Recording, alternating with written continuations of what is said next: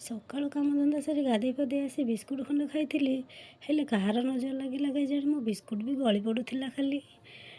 ପଖାଳ ନ ଖାଇ ଆଜି ସୁଜି ଉପମା ଟିକେ ବନେଇ ଖାଇଲି, କାହିଁକିନା ମୋତେ ଟିକେ ଥଣ୍ଡା ହେଇଯାଇଥିଲା ବୋଲି। ତାପରେ ଯାଇ ଲଞ୍ଚ ପ୍ରିପାରେସନ୍ କରିଥିଲି। ଲଞ୍ଚରେ ଆଜି ବେଶୀ କିଛି ନୁହେଁ, ଭାତ ବାଇଗଣ ଆଳୁ ତରକାରୀ ସହ ମଞ୍ଜା ରାଇ ଟିକେ ବନେଇଥିଲି। ମୋ ପୁଅ କହୁଥିଲା ମାମା ତୁ ଖାଆନି ସବୁ, ମୁଁ ଏକା ଖାଇଦେବି ବୋଲି। ତାପରେ ମା' ପୁଅ ଦୁହେଁ ଝଗଡ଼ା ବନ୍ଦ କରି ସାଙ୍ଗ ହେଇ ଖାଇଲୁ। ସାଙ୍ଗ ହେଇ ଖାଇସାରି ଟିକେ ଶୋଇବାକୁ ଗଲୁ।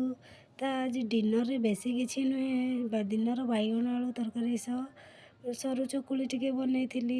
ତାକୁ ଚକୁଳି ପିଠା ଖାଇସାରି ଟିକେ କ୍ଷୀର ପିଇଥିଲି। ତାପରେ ଯାଇ ଶୋଇବାକୁ ଗଲି, ରହିଲି। ଜୟ ଜଗନ୍ନାଥ। କେମିତି ଅଛନ୍ତି ସମସ୍ତେ? ଭିଡ଼ିଓ ଭଲ ଲାଗିଲେ ସବସ୍କ୍ରାଇବ୍ କରିଦିଅନ୍ତୁ। Bye bye. ଜୟ ଜଗନ୍ନାଥ।